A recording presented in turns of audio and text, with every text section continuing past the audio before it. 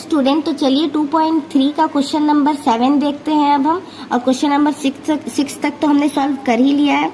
चलिए x is equal to 4/5 bracket में x plus 10, तो इसे हम कैसे सॉल्व करेंगे। x इज इक्वल टू, पहले आप देखिए कि ये ब्रैकेट में है तो मतलब कि ये इससे भी इंटू होगा, 4 से भी x में इंटू होगा और 4 से 10 में भी इंटू होगा, तो 4/5 इंटू x हो जाएगा प्लस 4/5 इंटू 10 हो जाएगा। ठीक है, इससे दोनों में होगा इंटू। अब x is equal to 4x/5 हो जाएगा प्लस 14/5 होगा। 4 इंटू 10 14 हो जाता है। अब देखेंगे हम कि वेरिएबल ये है और ये तो कांस्टेंट है, तो मतलब वेरिएबल को एक साइड हम कर देंगे, तो x यहाँ प्लस है तो इस साइड आएगा -4x/5 इज इक्वल टू 40/5। ठीक है, अब इसके नीचे x के नीचे कुछ नहीं है तो मान लेंगे कि 1 है। ठीक है, तो 5 का एलसीएम निकालेंगे, 5 हो जाएगा। 1 को इंटू करेंगे 5 से 5 टाइम में, तो 5 को x से करेंगे 5x हो जाएगा। माइनस 5 1 जो 5 होता है तो 4x हो जाएगा इज इट इज, और यहाँ 14/5 हो जाएगा। ठीक है, अब आप देखिए 4x माइनस x करेंगे तो यहाँ x हो जाएगा, मतलब 5x में से 4x को माइनस करेंगे तो x हो जाएगा और बाई में 5 हो जाएगा इज इक्वल टू 40/5 भी हो जाएगा। ठीक है, अब हम क्रॉस मल्टीप्लिकेशन करेंगे इसमें। ठीक है, आई होप आपको अच्छे से क्लियर हो रहा होगा। क्रॉस मल्टीप्लिकेशन हम करेंगे। चलिए तो अब हम क्रॉस मल्टीप्लिकेशन करते हैं। तो पहले करेंगे 5 इंटू एक्स हो जाएगा, इसमें करेंगे इज इक्वल टू हो जाएगा 40 इंटू 5। ठीक है, 5x को इंटू करेंगे 5x हो जाएगा। 14 इंटू 5 को करेंगे इंटू तो 200 हो जाएगा। x का वैल्यू अब हम निकालते हैं, 200/5 करेंगे तो ये 5 से 14 टाइम में कैंसिल हो जाएगा, तो मतलब कि x का वैल्यू 14 आ गया। ठीक है, आई होप आपको ये x का वैल्यू अच्छे से क्लियर होगा। और एक बात और, एक और मेथड है जिससे हम x का वैल्यू फाइंड कर सकते हैं। चलिए अब हम वो देखते हैं कि वो मेथड से हम कैसे फाइंड आउट करेंगे। तो क्वेश्चन नंबर 7 है ना, ये है मेथड 2 है। ठीक है, तो x is equal to 4/5 x plus 10, ये हो गया। तो इस मेथड में हम देखिए क्या करेंगे कि हम यहीं पास क्रॉस मल्टीप्लिकेशन कर देंगे। x है, x के नीचे कुछ नहीं है तो 1 हो जाएगा, और यहाँ अगर हम इसमें क्रॉस मल्टीप्लिकेशन करते हैं तो कैसे होगा। देखिए x को 5 से करेंगे मतलब 5 इंटू एक्स हो जाएगा इज इक्वल टू 4 इंटू 1, और ये ब्रैकेट में है इस साइड, इसी साइड रह जाएगा। 5 इंटू एक्स करेंगे 5x हो जाएगा इज इक्वल टू 4 इंटू 1 4, और x प्लस 10 हो जाएगा। अब 5x हो जाएगा, अब इसे हम 4 इंटू एक्स करेंगे प्लस 4 इंटू 10 कर देंगे, ब्रैकेट में था इंटू में था इसलिए। अब यहाँ हो जाएगा 5x is equal to 4x plus 14 हो जाएगा। ठीक है, तो अब हम इसे ये वेरिएबल को एक साइड कर लेते हैं। 5x माइनस 4x हो जाएगा, इधर प्लस 4x था इज इक्वल टू 14 हो जाएगा। 5x माइनस 4x x बच जाएगा इज इक्वल टू 14। देखिए x का वैल्यू ऐसे भी 14 आ गया। हमने दोनों मेथड से जब x का वैल्यू लाया तो दोनों मेथड से 14 आ गया। अब हम इसे चेक करते हैं। ठीक है, यहाँ हो जाएगा LHS is equal to RHS। ठीक है, चलिए अब हम इसे सॉल्व करते हैं, इसे चेक करते हैं कि इसका आंसर सही आया है या फिर गलत। तो यहाँ है LHS में है x is equal to 4/5 x plus 10, ये है RHS में। अब हम x का वैल्यू जो आया है वो पुट करते हैं, तो x का वैल्यू 14 आया है। 14 इज इक्वल टू 4/5 14 प्लस 10। ठीक है, ये 14 हो गया और ये हो गया 4/5 14 प्लस 10 इंटू में 50 हो जाएगा क्योंकि यहाँ ब्रैकेट में है तो इंटू ही में होगा। 14 प्लस 10 15 हो गया। अब हम इसे 5 से काटेंगे तो 10 टाइम में कट जाएगा, तो 14 इज इक्वल टू 4 इंटू 10 करेंगे कितना होगा, 4 इंटू 10, यहाँ 40 है इज इक्वल टू 4 इंटू 10 40 हो जाएगा। मतलब कि ये भी प्रूफ हो गया, चेक हो गया। LHS is equal to RHS और चेक हो गया। चेक का मतलब ही है कि आप देखें कि LHS और RHS में सेम आ गया, मतलब वो चेक हो गया। ठीक है, अब हम क्वेश्चन नंबर 8 देखते हैं।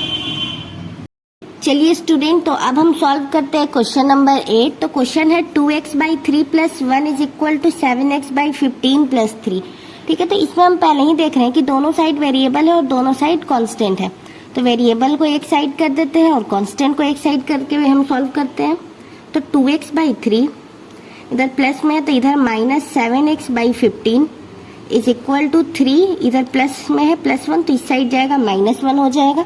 ठीक है, तो अब हम देखते हैं 3 और 15 का एलसीएम निकालेंगे, 15 हो जाएगा। 3 को 5 से इंटू करेंगे तब 15 आएगा, तो 5 से 2 में इंटू करेंगे 2x में, तो 5 को 2x में इंटू करेंगे तो 10x हो जाएगा। -50 1 जा 50 तो 7x हो जाएगा। 3 - 1 2 हो जाएगा। 10x - 7x 3x हो जाएगा इज इक्वल टू 15/2 हो जाएगा। अब हम इसमें देखेंगे 2 है, कुछ नीचे कुछ नहीं है तो 1 होता है, तो यहाँ क्रॉस मल्टीप्लीकेशन कर देंगे।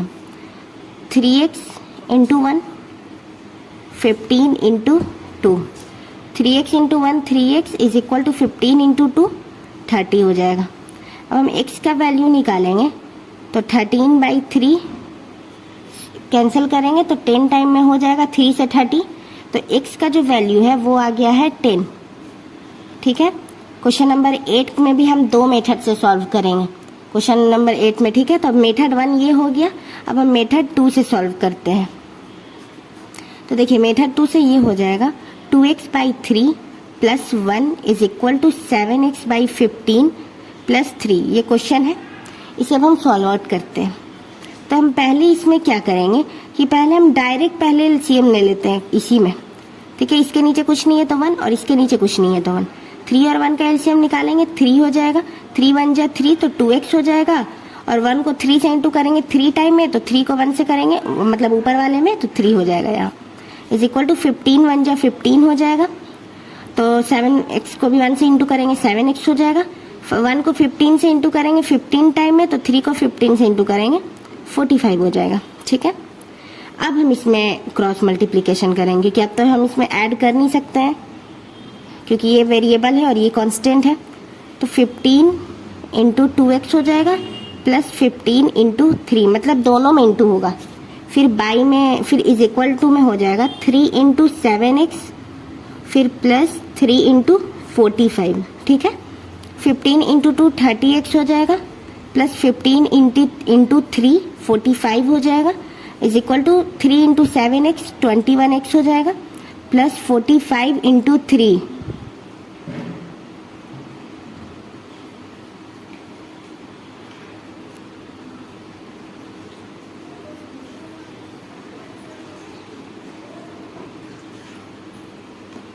फिर 45 × 3 हो जाएगा 135। ठीक है, तो अब हम देखेंगे कि वेरिएबल को एक साइड कर देंगे और कांस्टेंट को एक साइड कर देंगे। तो 30x प्लस में है तो इस साइड आएगा -21x इज इक्वल टू 135, इस साइड प्लस 45 है, यहाँ जाएगा -45 हो जाएगा। ठीक है, आई होप आपको अच्छे से क्लियर हो रहा होगा। 30x में -21x करेंगे तो 9x हो जाएगा, और 135 में से -45 करेंगे तो यहाँ 90 हो जाएगा। ठीक है, तो अब हम x का वैल्यू निकालेंगे तो 90/9, 9 से 19 10 टाइम में कैंसिल हो जाएगा, तो जो x का वैल्यू है वो आ जाएगा 10। ठीक है, तो आई होप आपको ये अच्छे से क्लियर हो रहा होगा कि दोनों का हमने x का वैल्यू सेम ले आया दोनों मेथड से। अब हम इसे करते हैं चेक। तो देखिए अब हम चेक करेंगे तो यहाँ हो जाएगा LHS is equal to RHS।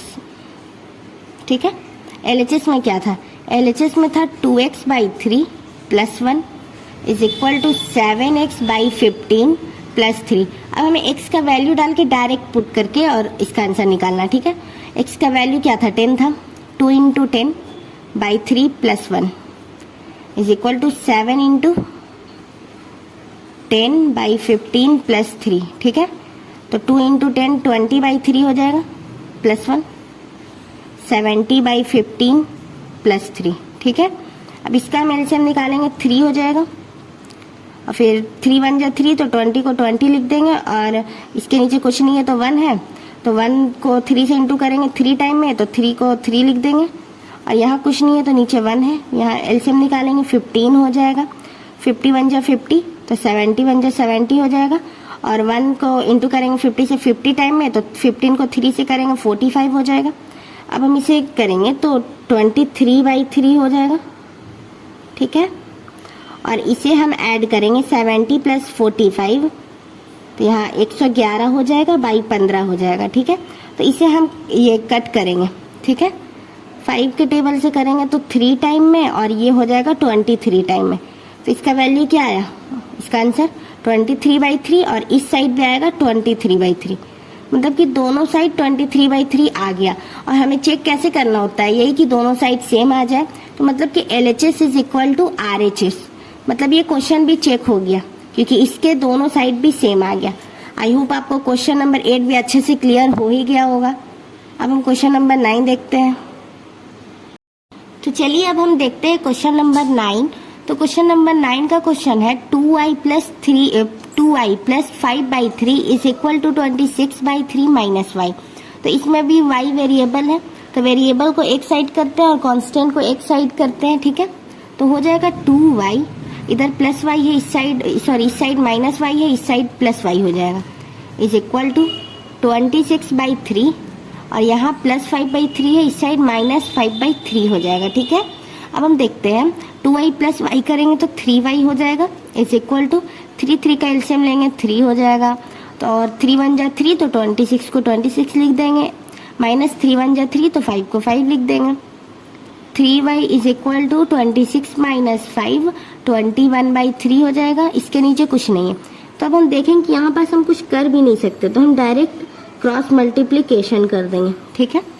तो 3y × 3 हो जाएगा, = 21 × 1 हो जाएगा। तो यहाँ 9y हो गया, 3y × 3 9y = 21। अब हम y का वैल्यू निकालेंगे 21/9, ठीक है। 3 से कैंसिल करते हैं 7 टाइम में, और 3 से कैंसिल करेंगे 3 टाइम में, तो मतलब कि y का जो वैल्यू है वो हो गया 7/3। आई होप आपको y का वैल्यू कैसे आया अच्छे से क्लियर हो रहा होगा। चलिए अब हम इसे चेक करते हैं। अगर आपको इसका भी मेथड 2 चाहिए तो आप कमेंट में बोल सकते हैं, ठीक है। तो चलिए हम देखते हैं इसे चेक करते हैं। तो LHS = RHS, LHS में क्या है, 2i + 5/3 है, = 26/3 - y है, ठीक है। तो 2y है, तो y की जगह पे 7/3 पुट करते हैं, 2 × 7/3 + 5/3 = 26/3 - 7/3, ठीक है।